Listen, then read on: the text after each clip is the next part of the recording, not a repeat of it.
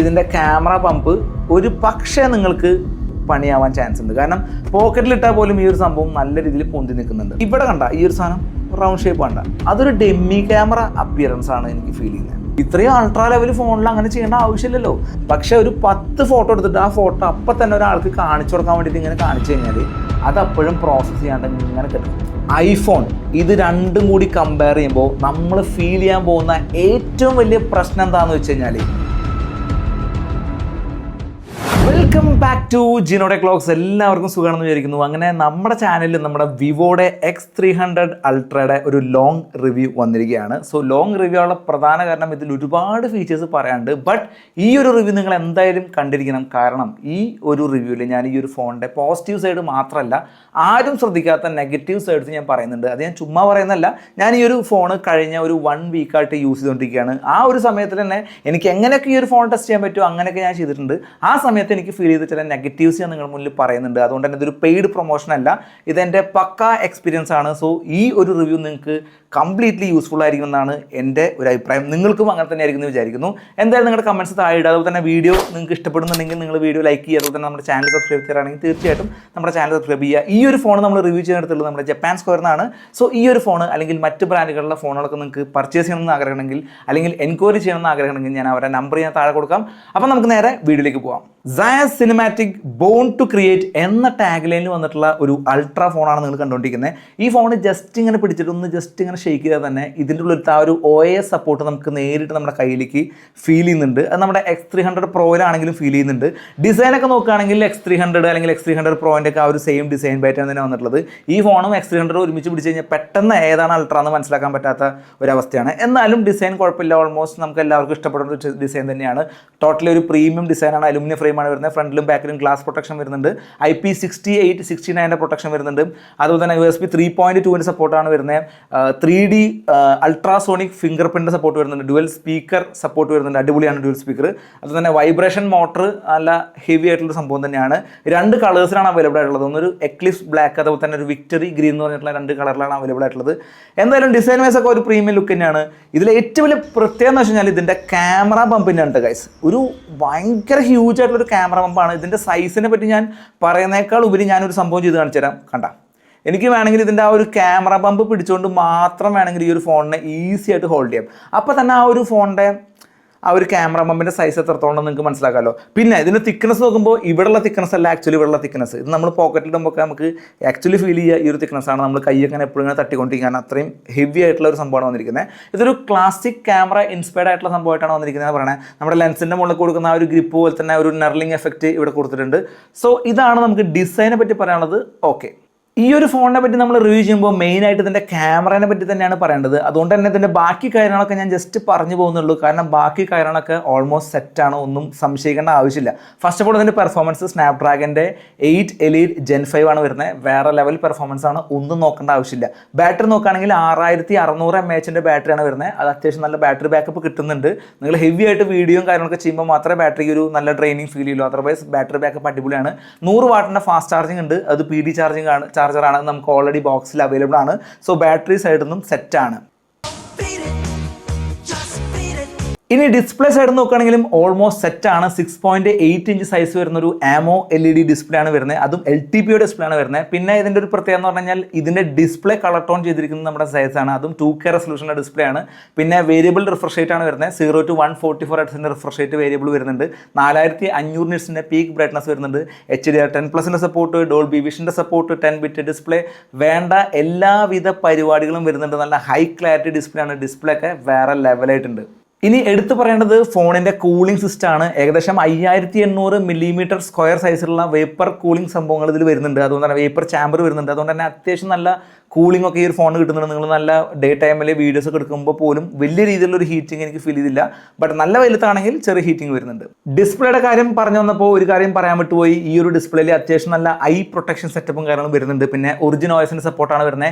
AI ഫീച്ചേഴ്സൊക്കെ അടിപൊളിയായിട്ടുണ്ട്. പിന്നെ നമ്മുടെ കമ്മ്യൂണിക്കേഷനൊക്കെ നോക്കുകയാണെങ്കിൽ, അതായത് ട്രാൻസ്ഫർ കാര്യങ്ങളൊക്കെ നോക്കുകയാണെങ്കിൽ നമുക്ക് ആൻഡ്രോയിഡിൽ നിന്ന് iOSലേക്ക് ഈസിയായിട്ട് ട്രാൻസ്ഫർ ചെയ്യാം. അതുപോലെ തന്നെ നമ്മുടെ എയർപോഡൊക്കെ നമുക്ക് ഈസി ആയിട്ട് ഈ ഒരു ഫോണിൽ നമുക്ക് കറക്റ്റായിട്ട് സിങ്ക് ആയിട്ട് വർക്ക് ചെയ്യുന്നുണ്ട്. കാരണം അത്രയും iOS ആണെങ്കിലും ആണെങ്കിലും അതിലേക്ക് ഭയങ്കരമായിട്ട് ഒരു സിങ്ക് ചെയ്യുന്ന പോലെയാണ് ഈ ഒരു ഫോണിൻ്റെ മൊത്തത്തിലുള്ള ഡിസൈനിങ് എന്ന് പറഞ്ഞു കഴിഞ്ഞാൽ.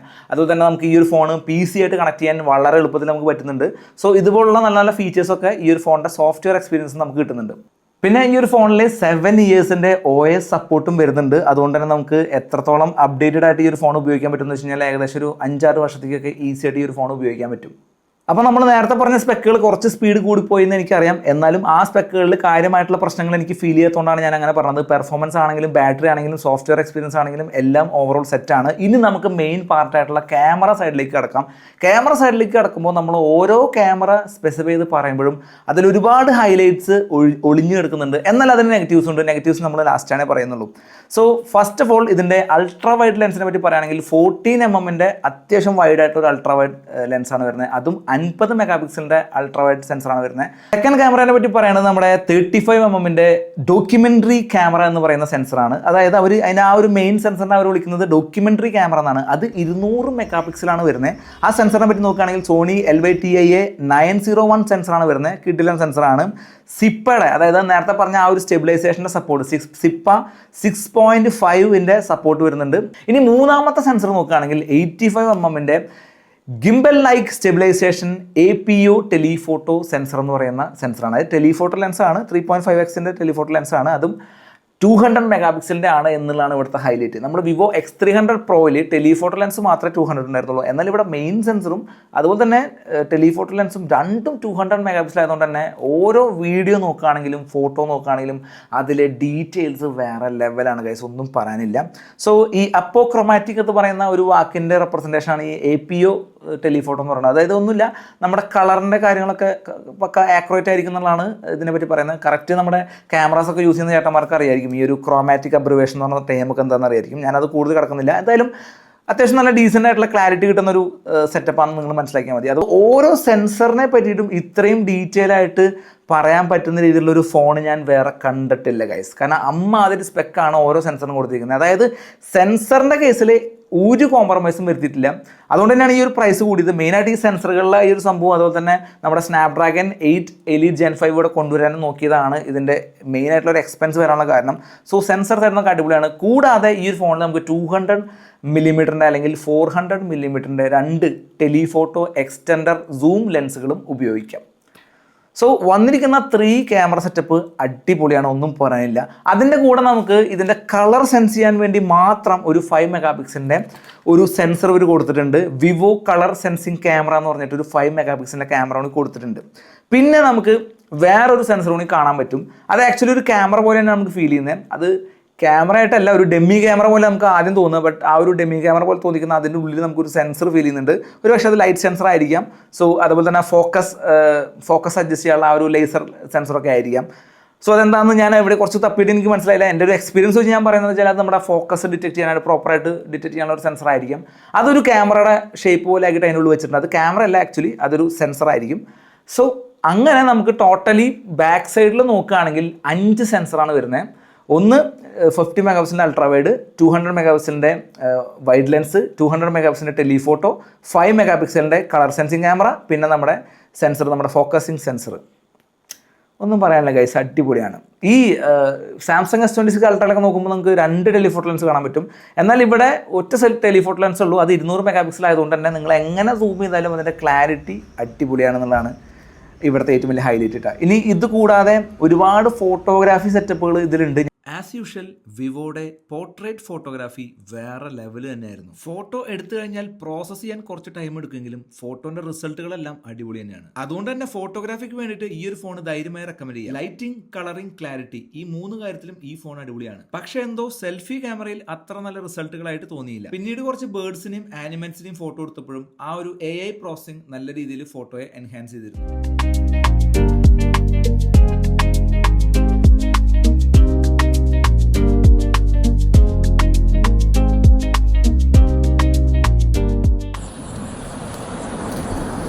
ഗൈസ്, ആ ബാക്ക്ഗ്രൗണ്ടിലെ കാറ് കണ്ട ഗൈസ്, അങ്ങനെ പക്ക ബ്ലേഡായിട്ടാണ് പോയത്. ഇത് നമ്മൾ ഫ്രണ്ട് ക്യാമറ പോർട്രേറ്റ് വീഡിയോ ആണ് ഇപ്പോൾ എടുക്കുന്നത്. ഇപ്പോൾ ഈവൺ അവിടെ ബാക്ക്ഗ്രൗണ്ടിൽ ഒരാളുണ്ടെങ്കിൽ പോലും പുള്ളിനെ ഡിറ്റക്ട് ചെയ്യുന്നുണ്ട്. പക്ഷേ നമുക്ക് ആ ഒരു മാർക്ക് കാണിക്കുന്നുണ്ട്. പക്ഷേ അവിടെ നമ്മൾ ഉദ്ദേശിച്ചാൽ മാത്രമേ അങ്ങോട്ട് ഫോക്കസ് പോകുള്ളൂ. അതർവൈസ് ബാക്ക്ഗ്രൗണ്ടിലും ബ്ലറാണ്. പോർട്രേറ്റ് വീഡിയോ അടിപൊളിയാണ്, ഒരു രക്ഷയില്ല. പിന്നെ നമ്മൾ ഷൂട്ട് ചെയ്ത് കഴിഞ്ഞാൽ ഗാലറിയിൽ കുറച്ച് നേരം പോർട്രേറ്റ് വീഡിയോ പെൻഡിങ് എന്നുള്ളൊരു നോട്ടിഫിക്കേഷൻ ഉണ്ടാവും. ആ ഒരു സമയത്ത് നമ്മൾ പ്ലേ ചെയ്യുമ്പോൾ ഈ പോർട്രേറ്റ് വീഡിയോയിൽ ചെറിയ സ്റ്റക്ക് ഫീൽ ചെയ്യും. പക്ഷേ അത് പ്രോസസ്സിങ് കഴിഞ്ഞ് കഴിഞ്ഞാൽ സ്മൂത്ത് ആവുന്നുണ്ട്. പിന്നെ റിയർ സൈഡിൽ നമുക്ക് 4K 60 FPS വരെ നമുക്ക് ഇതിൽ പോർട്രേറ്റ് വീഡിയോ എടുക്കാൻ പറ്റും കേട്ടോ. നമ്മുടെ ഐഫോണിലൊക്കെ ഇപ്പോഴും 4K 30 FPS വരെ ഉള്ളൂ ആ ഒരു സിനിമാറ്റിക് മോഡിൽ. അത് മാത്രമല്ല ഐഫോണിനേക്കാൾ കുറച്ചുകൂടി നന്നായിട്ട് എഡ്ജ് ഡിറ്റക്ഷൻ കാര്യങ്ങളൊക്കെ വരുന്നുണ്ട്. സോ അടിപൊളിയാണ് കേട്ടോ പോർട്രേറ്റ് വീഡിയോ X300 അൾട്രയുടെ. ഈ ഒരു ക്വാളിറ്റിയിലായിരിക്കും നമുക്ക് വൈഡ് ക്യാമറയിൽ വീഡിയോ ഷൂട്ട് ചെയ്യാൻ പറ്റുക. ഇതിപ്പോൾ നല്ല വെയിലുള്ളതുകൊണ്ടാണ് ഒരു ചെറിയ ഷാഡൊക്കെ വരുന്നത്, അല്ലെങ്കിൽ അത്യാവശ്യം നല്ല അടിപൊളി വീഡിയോസാണ് കിട്ടുന്നത്. So wide camera 50 mega pixel ഉള്ളതുകൊണ്ട് തന്നെ നമുക്ക് നല്ല ഡീസൻ്റ് ആയിട്ടുള്ള 4K 60 FPS വീഡിയോസൊക്കെ എടുക്കാൻ പറ്റുന്നുണ്ട്. പിന്നെ ഓൾറെഡി ഇതൊരു വീഡിയോ സെൻട്രിക് ഫോൺ കൂടി ആയതുകൊണ്ട് എന്തായാലും വീഡിയോ അടിപൊളിയായിരിക്കും എന്നറിയാലോ.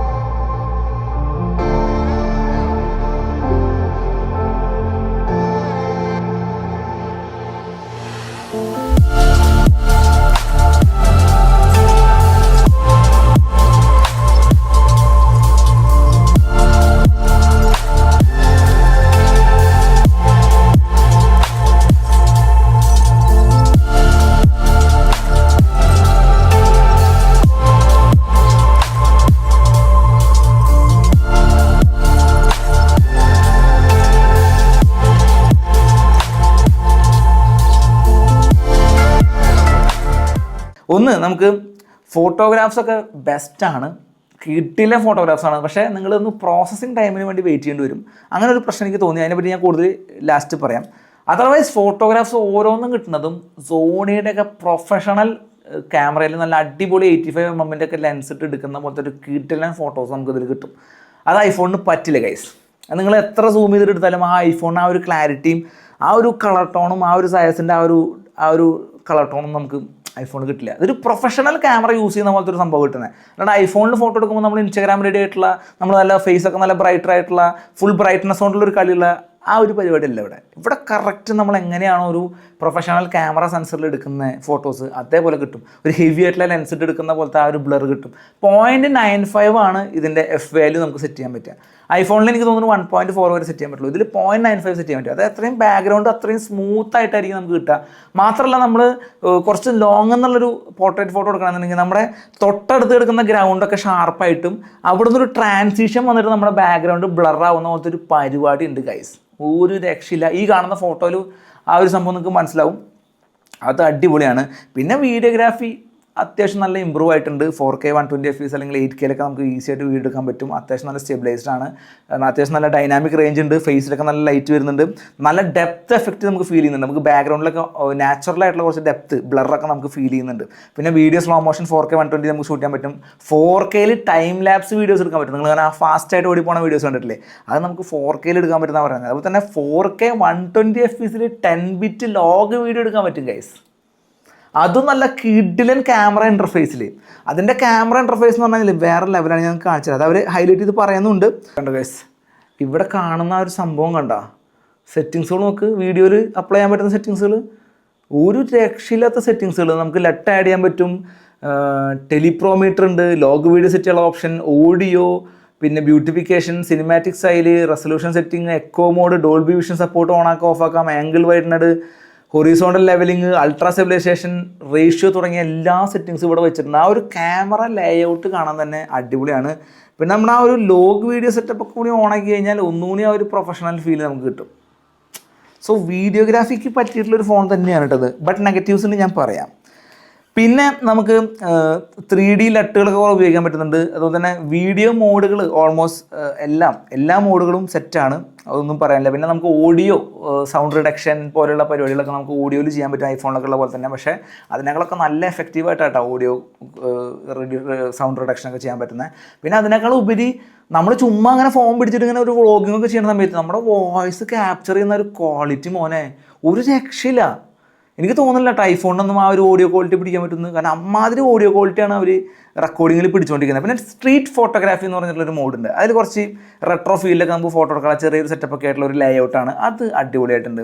പിന്നെ കളർ പാലറ്റ് എന്ന് പറഞ്ഞിട്ടുള്ള ഒരു ഓപ്ഷനൊക്കെ ഉണ്ട്. സോ ഓൾമോസ്റ്റ് ഇത്രയും കാര്യങ്ങൾ കുത്തി നിറച്ച് വെച്ചിട്ടുള്ള ഒരു ക്യാമറ ആയിരിക്കും നിങ്ങൾക്ക് കിട്ടാൻ പോകുന്നത്. സോ ക്യാമറ സൈഡിൽ നിന്ന് ഞാൻ പറഞ്ഞ് കുറച്ച് കൂടിപ്പോയെന്ന് അറിയാം. ബട്ട് ഇത്രയും കാര്യങ്ങൾ പറയാണ്ട് നമുക്ക് സ്കിപ്പ് ചെയ്യാൻ പറ്റില്ല. കാരണം ഈ പറഞ്ഞ എല്ലാ ഫീച്ചേഴ്സും ഒന്നിനൊന്ന് മികച്ച് നിൽക്കുന്ന ഫീച്ചേഴ്സാണ്. ഇതൊക്കെ എല്ലാ ബ്രാൻഡുകളും പ്രൊവൈഡ് ചെയ്യുന്നില്ല എന്നുള്ളതാണ്. കാരണം 1,59,000 ഉണ്ടെന്നൊരു സ്റ്റാർട്ടിങ് പ്രൈസ് വരുന്നത്. സോ ആ ഒരു പ്രൈസിങ്ങിൽ നമുക്ക് ഇത്രയും ഫെസിലിറ്റി കിട്ടുക എന്ന് പറയുമ്പോൾ ഒരു പ്രൊഫഷണൽ ക്യാമറ ലൈക്ക് വീഡിയോ നമുക്ക് ഷൂട്ട് ചെയ്യാൻ പറ്റുന്നുണ്ട്. ഇനി നമുക്ക് ഈ ഒരു ഫോണിൻ്റെ നെഗറ്റീവ് സൈഡ്സ് നോക്കാം. സോ ഫസ്റ്റ് ഓഫ് ഓൾ ഈ ഒരു ഫോൺ അത്യാവശ്യം ഹെവിയാണ്. നമ്മളെല്ലാവരും വിചാരിക്കും ഈ ഒരു ഫോണിൻ്റെ ക്യാമറ അത്രയും വലുതായതുകൊണ്ട് ഈ ഫോൺ ഇങ്ങനെ ചെരിഞ്ഞ് വീഴുമെന്നുള്ള ടെൻഡൻസി ഉണ്ടാവുന്നതായിരിക്കും. ബട്ട് നമുക്ക് ഈസിലി ഈ ഒരു കൈ ഇങ്ങനെ ഹോൾഡ് ചെയ്ത് വെച്ചിട്ട് പക്ക ബാലൻസ് ചെയ്ത് നിൽക്കുന്നുണ്ടെന്നുള്ള കാര്യമാണ് ആദ്യം പറയാനുള്ളത്. പിന്നെ ഇതിൻ്റെ ക്യാമറ പമ്പ് ഒരു പക്ഷേ നിങ്ങൾക്ക് ഒരു എന്താ പറയുക ഒരു പണിയാവാൻ ചാൻസ് ഉണ്ട്. കാരണം പോക്കറ്റിലിട്ടാൽ പോലും ഈ ഒരു സംഭവം നല്ല രീതിയിൽ പൊന്തി നിൽക്കുന്നുണ്ട്. നിങ്ങൾ ഫോൺ ഇവിടെ വെച്ച് കഴിഞ്ഞാൽ കണ്ട ഫോൺ ഞാൻ ബുക്കിന് മുകളിൽ വെച്ച് കഴിഞ്ഞാൽ ഫോൺ നിൽക്കുന്നുണ്ടാ ഇതുപോലൊരു 30 ഡിഗ്രിയിലായിരിക്കും ഫോൺ നിൽക്കുന്നത്. ഇങ്ങനെ നിൽക്കുക ഈ ഫോൺ. നമ്മൾ 2 ദിവസം യൂസ് ചെയ്ത് കഴിഞ്ഞാൽ അതിനോട് യൂസ്ഡ് ആവും. ഇവിടെ ഒരു സെൻസർ ഉണ്ട് ഗൈസ്. കാരണം ഇത് നമ്മുടെ ടെലിഫോട്ടോ ലെൻസ്, ഇത് വൈഡ് മെയിനൊക്കെ ആയിരിക്കും. ഇവിടെ കണ്ട ഈ ഒരു സാധനം റൗണ്ട് ഷേപ്പ് കണ്ട, ഞാൻ പറഞ്ഞല്ലോ അത് ക്യാമറ അല്ല, അതിനുള്ള എന്തോ ഒരു സെൻസർ വെച്ചേക്കാണ്. എനിക്ക് തോന്നുന്നു ആ ഒരു ഫോക്കസിൻ്റെ സെൻസർ ആയിരിക്കും. പിന്നെ ഞാൻ പറഞ്ഞ ആ ഒരു 5 MP കളർ ക്യാമറ എന്ന് പറഞ്ഞ ചെറുത് ഇവിടെ കാണാൻ പറ്റും. അപ്പോൾ ഈ പറയുന്ന സംഭവം അത് കാണുമ്പോൾ ഒരു ക്യാമറ പോലെയാണെങ്കിലും അതിനുള്ളിൽ സെൻസർ ഉണ്ടെങ്കിൽ പോലും അതൊരു ഡെമ്മി ക്യാമറ അപ്പിയറൻസ് ആണ് എനിക്ക് ഫീൽ ചെയ്യുന്നത്. ഇപ്പോൾ ഞാൻ ഈ കാര്യം പറയുമ്പോൾ കുറേ ആൾക്കാർ വന്നത് തെറി പറയും. എടാ എൻ്റെ മാത്രം അഭിപ്രായമാണ്, ഞാൻ നിങ്ങളൊന്നും കുറ്റം പറയുന്നില്ല. ഇപ്പം ഞാൻ ഈ റെഡ്മിയുടെ ഒക്കെ പല ഫോണുകൾ വാങ്ങിക്കുമ്പോഴേ ഒരു മെയിൻ സെൻസർ ഉണ്ടാവും, അപ്പുറത്തൊരു ഡെമ്മി ക്യാമറ പോലത്തെ സംഭവം ഉണ്ടാവും. അതേപോലത്തെ ഒരു ഫീല് എനിക്കിതിൽ ഫീൽ ചെയ്തു. ഇത്രയും അൾട്രാ ലെവൽ ഫോണിൽ അങ്ങനെ ചെയ്യേണ്ട ആവശ്യമില്ലല്ലോ. അതൊരു സെൻസർ ആണെങ്കിൽ ആ സെൻസർ അങ്ങനെ കൊടുക്കുക. അതിന് ഇങ്ങനെ ഒരു റിങ്ങൊക്കെ കൊടുത്തിട്ട് ആ ഒരു ക്യാമറയുടെ ആ ഒരു സെയിം ഫീല് കൊണ്ടുവരേണ്ട ആവശ്യം ഉണ്ടായിരുന്നില്ല എന്നാണ് എനിക്ക് തോന്നുന്നത്. അതൊരു സെൻസർ ആണെങ്കിൽ സെൻസർ കൊടുക്കുക. പകരം വേണമെങ്കിൽ ഈ ഒരു 5 MP ആ ഒരു കളർ ക്യാമറ വേണമെങ്കിൽ ഇവിടെ കൊണ്ടുവന്നിരുന്ന ആ 4 വട്ടത്തിലും 4 ക്യാമറയാണെന്നുള്ളൊരു വിശ്വാസം നമുക്ക് ഇരിക്കാം. അപ്പോൾ അതൊരു പോരായ്മയാണെന്ന് വെച്ചാൽ പോരായ്മ എന്നല്ല, പക്ഷേ അതൊരിക്കൽ ശ്രദ്ധിച്ചു കഴിഞ്ഞാൽ പിന്നെ പണിയാണ്. പിന്നെ ഏറ്റവും വലിയ പ്രശ്നം അതായത് നമ്മുടെ X300 വേഴ്സസ് ഐഫോൺ, ഇത് രണ്ടും കൂടി കമ്പയർ ചെയ്യുമ്പോൾ നമ്മൾ ഫീൽ ചെയ്യാൻ പോകുന്ന ഏറ്റവും വലിയ പ്രശ്നം എന്താണെന്ന് വെച്ച് കഴിഞ്ഞാൽ ഇതിൻ്റെ ഫോട്ടോ ആൻഡ് വീഡിയോ പ്രോസസ്സിങ് ലാഗാണ് ഗൈസ്. ഈ ഒരു സംഭവത്തിന് ഇപ്പോൾ നമ്മളൊരു ഇവൻറ്റ് നടന്നുകൊണ്ടിരിക്കുകയാണ്, നമ്മൾ കണ്ടിന്യൂസ് ആയിട്ട് ഒരു 10, 50, ഒരു 100 പോർട്രേറ്റ് ഫോട്ടോനെ ചറപറാന്ന് പറഞ്ഞിട്ട് എടുക്കാമെന്നിരിക്കുക. ദിവൻ അത് മിനിറ്റുകൾക്കകം, മിനിറ്റൊന്നും വേണ്ട, ഇവനൊരു 30 സെക്കൻഡ് ഉണ്ടെങ്കിൽ ഇവന് പക്കയായിട്ട് അത് പ്രോസസ്സ് ചെയ്ത് വെച്ചിട്ടുണ്ടാവും. ബട്ട് പ്രോസസ്സ് ചെയ്യുന്നതിൻ്റെ ക്വാളിറ്റി വളരെ ലെസ് ആണെന്നുള്ള കാര്യം നമുക്കറിയാം. ബട്ട് ഇവന് നല്ല അടിപൊളി ക്വാളിറ്റിയാണ്. പക്ഷേ ഒരു 10 ഫോട്ടോ എടുത്തിട്ട് ആ ഫോട്ടോ അപ്പം തന്നെ ഒരാൾക്ക് കാണിച്ചു കൊടുക്കാൻ വേണ്ടിയിട്ട് ഇങ്ങനെ കാണിച്ചു കഴിഞ്ഞാൽ അത് അപ്പോഴും പ്രോസസ്സ് ചെയ്യാണ്ട് ഇങ്ങനെ കിടക്കും. ഇപ്പോൾ പോർട്രേറ്റ് ഫോട്ടോഗ്രാഫിയിൽ എനിക്ക് ഫീൽ ചെയ്ത സംഭവം എന്ന് പറഞ്ഞു കഴിഞ്ഞാൽ അടിപൊളി, എന്താ പറയുക, വേറെ ലെവലിൽ ഫോട്ടോസ് നമുക്ക് കിട്ടും. പക്ഷേ ഫോട്ടോൻ്റെ പ്രോസസ്സിങ് ഭയങ്കര ലാഗാണ്. എസ്പെഷ്യലി നമ്മൾ കണ്ടിന്യൂസ് ആയിട്ട് ഒരു 50-100 ഷോട്ടുകൾ അടുപ്പിച്ചുകൊണ്ട് ഫോട്ടോ എടുത്തു കഴിഞ്ഞാൽ ഇതൊന്നും പ്രോസസ് ആവാതെ നിൽക്കും. ഈവൻ നമ്മളൊരു 5 ഫോട്ടോ എടുത്തിട്ട് ഒരാളെ കാണിക്കാൻ നോക്കുമ്പോൾ ആ സമയത്ത് ആ ഫോട്ടോ അങ്ങനെ പ്രോസസ് ആവാണ്ട് ഇങ്ങനെ നിൽക്കും. ഒരു AI പ്രോസസ്സിങ് നടക്കുന്നതുകൊണ്ടാണ് ഇത്രയും ക്ലാരിറ്റി കിട്ടുന്നതും ഇത്രയും ടൈം എടുക്കുന്നതും. സോ ഇതാണ് പറഞ്ഞത്, പോസിറ്റീവ് സൈഡ്സ് പറയുമ്പോൾ നെഗറ്റീവ് സൈഡ്സും അതിൻ്റെ കൂടെയുണ്ട്. സോ വീഡിയോ പോർട്രേറ്റ് എടുക്കുമ്പോൾ എപ്പോഴും ഒരു പ്രോസസ്സിങ് ടൈം അവിടെയും എനിക്ക് ഫീൽ ചെയ്തു. ഈ സംഭവം നമ്മുടെ ഐഫോണിലുണ്ട് കേട്ടോ. ഐഫോണിൽ കണ്ടിന്യൂസ് സിനിമാറ്റിക് വീഡിയോസ് നിങ്ങൾ എടുത്തു എന്നിരിക്കാം. അത് പ്ലേ ചെയ്യുമ്പോൾ ഒരു പ്രശ്നം ഉണ്ടാവില്ല, നമുക്കത് കറക്റ്റായിട്ട് പ്ലേ ആവും. പക്ഷേ അത് വേറൊരു ഡിവൈസിലേക്ക് സെൻഡ് ചെയ്യാൻ നോക്കുന്ന സമയത്ത് അവിടെ പറയും പ്രോസസ്സിങ് കഴിഞ്ഞിട്ടില്ല, അതുകൊണ്ട് വെയിറ്റ് ചെയ്യാൻ പറയും ഐഫോണിൽ. അപ്പോൾ ഐഫോൺ അത് അറിയാണ്ട് ബാക്ക്ഗ്രൗണ്ടിൽ ചെയ്യുന്നുണ്ട്. ബട്ട് ഈ ഒരു ഫോണ് നമ്മളതിനെ അറിയിച്ചുകൊണ്ടാണ് ഈ ഒരു പോർട്രേറ്റ് വീഡിയോൻ്റെ പ്രോസസ്സിങ് ബാക്ക്ഗ്രൗണ്ടിൽ ചെയ്യുന്നത് എന്നുള്ളൊരു പ്രശ്നമാണ് അവിടെ എനിക്ക് ഫീൽ ചെയ്തത്. നിങ്ങളൊരു ഐഫോൺ പുതിയത് വാങ്ങിക്കുന്ന ആ ഒരു പ്രൈസിനേക്കാൾ താഴെയായിട്ട് നിങ്ങൾക്ക് ഇതിൻ്റെ ഫോണും ക്യാമറ കിറ്റും എല്ലാ സാധനവും മേടിക്കാൻ പറ്റും. അതുകൊണ്ട് അതൊരു ഓവർ പ്രൈസ്ഡായിട്ട് എനിക്ക് തോന്നുന്നില്ല. സോ അങ്ങനെയൊക്കെ ഉപയോഗിച്ചാൽ നിങ്ങൾക്ക് ഒരു അൾട്രാ ലെവൽ ഒരു ഫോട്ടോഗ്രാഫി എക്സ്പീരിയൻസ് ആണ് ഈ ഒരു ഫോൺ നിങ്ങൾക്ക് തരുന്നുണ്ട്. പിന്നെ പെർഫോമൻസ് അടിപൊളിയാണ്, ബാറ്ററി അടിപൊളിയാണ്, ബാക്കി ബിൽഡ് ക്വാളിറ്റി അടിപൊളിയാണ്, എല്ലാം അടിപൊളിയാണ്. ഞാൻ നേരത്തെ പറഞ്ഞ നെഗറ്റീവ്സ് ഉണ്ടല്ലോ, അത് ചെറിയ നെഗറ്റീവ്സ് ആണ്, അതെല്ലാവർക്കും ഒരു നെഗറ്റീവായിട്ട് തോന്നുന്നില്ല. നിങ്ങൾ ജസ്റ്റ് കേട്ടിട്ട് അത് ഇഷ്ടപ്പെട്ടില്ല, അല്ല ആ നെഗറ്റീവ് തോന്നുന്നില്ലെങ്കിൽ അതിന് ചുമ്മാ കളയാം. നിങ്ങളത് നെഗറ്റീവായിട്ട് എടുക്കുന്ന ആൾക്കാരാണെങ്കിൽ എടുക്കുക. ഞാൻ പറഞ്ഞല്ലോ, ചറപറ ഫോട്ടോസ് എടുക്കുമ്പോൾ ഒരു ലാഗ് ഉണ്ട്, പോർട്രേറ്റ് വീഡിയോ എടുക്കുമ്പോൾ ഒരു ലാഗ് ഉണ്ട്. ഈ 2 നെഗറ്റീവാണ് എനിക്ക് തോന്നിയത്. ബാക്കി ഒക്കെ നമുക്ക് അഡ്ജസ്റ്റ് ചെയ്യാം. അവിടെ നമുക്ക് ഐഫോൺ തന്നെയാണ് വിൻ ചെയ്യുന്നത്. ബട്ട് ക്വാളിറ്റി ബേസിൽ നോക്കുമ്പോൾ ഈ വിവോ X300 അൾട്ര തന്നെയാണ് സെറ്റപ്പ്. സോ ഇതൊന്നും ഈ ഒരു ഫോൺ വാങ്ങിക്കാതിരിക്കാനുള്ള ഒരു കാരണമല്ല. ഞാൻ യൂസ് ചെയ്തപ്പോൾ എനിക്ക് ഫീൽ ചെയ്ത എക്സ്പീരിയൻസ് ചെയ്യാൻ നിങ്ങളുടെ മുന്നിൽ ഹൈഡ് ചെയ്ത് വയ്ക്കുകയാണെങ്കിൽ ഇതൊരു നല്ലൊരു യൂസർ റിവ്യൂ ആവില്ല എന്ന് തോന്നിയതുകൊണ്ടാണ് ഞാൻ അങ്ങനെ ചെയ്തത്. ബാക്കി ഓൾമോസ്റ്റ് ഫോണൊക്കെ ഇങ്ങനെ പറക്കുന്നൊക്കെ പറഞ്ഞാലല്ല, പറക്കുന്ന അല്ലെങ്കിൽ ബസ് പറക്കണമായിരിക്കുന്നത് പറക്കും. പിന്നെ എന്തുകൊണ്ടാണ് ഈ പ്രൈസ് കൊടുക്കുമ്പോൾ നിങ്ങൾക്ക് 16 GB റാമും 512 GB ഇൻ്റർണലാണ് കിട്ടുന്നത്. എവിടെ കിട്ടും? ഐഫോണിന് 256 കൊടുക്കുമ്പോൾ ഇവന്മാർ കൊടുത്തോണ്ടിരിക്കുന്ന 512ഉം 16 GB റാമാണ്. ഒരു വിഷയമല്ല, പാറ്റേണിനെ പെട്ട വീഡിയോഗ്രാഫി ആൻഡ് ഫോട്ടോഗ്രാഫിക്ക് നിങ്ങൾക്ക് ധൈര്യമായിട്ട് ചെക്കൗട്ട് ചെയ്യാവുന്ന ഒരു ഫോണാണ്. സെൻസറുകളൊക്കെ വേറെ ലെവലാണ്. ഇങ്ങനെ ഈ ഫോണൊക്കെ ഇറങ്ങിയാണല്ലോ നമ്മുടെ കല്യാണ പരിപാടികളും കാര്യങ്ങളൊക്കെ ഉണ്ടല്ലോ, പതുക്കെ ഈ ഫോണൊക്കെ വെച്ച് ഷൂട്ട് ചെയ്യേണ്ട ഒരു സിറ്റുവേഷൻ ആവുമെന്ന് എനിക്ക് തോന്നുന്നില്ല. ചെറിയ ബർത്ത്ഡേ ഇവൻറ്റ്, ചെറിയ പരിപാടികൾ, കല്യാണ പരിപാടിയൊക്കെ വേണമെങ്കിൽ ഇവനെ വെച്ച് ഷൂട്ട് ചെയ്യാം. അതാണ്. So X300 Pro Zeiss Cinematic Born to Create ഈ ഒരു വീഡിയോ അവസാനിക്കുകയാണ്. ഇതിൻ്റെ കൂടുതൽ കമൻറ്റ്സ് നിങ്ങൾ അറിയിക്കുക. എന്തായാലും അടുത്തൊരു ഇൻഫോർമേറ്റീവ് ആയിട്ടുള്ള വീഡിയോ ആയിട്ട് കാണാതിരിക്കും. ബൈ. Jino tech vlogs.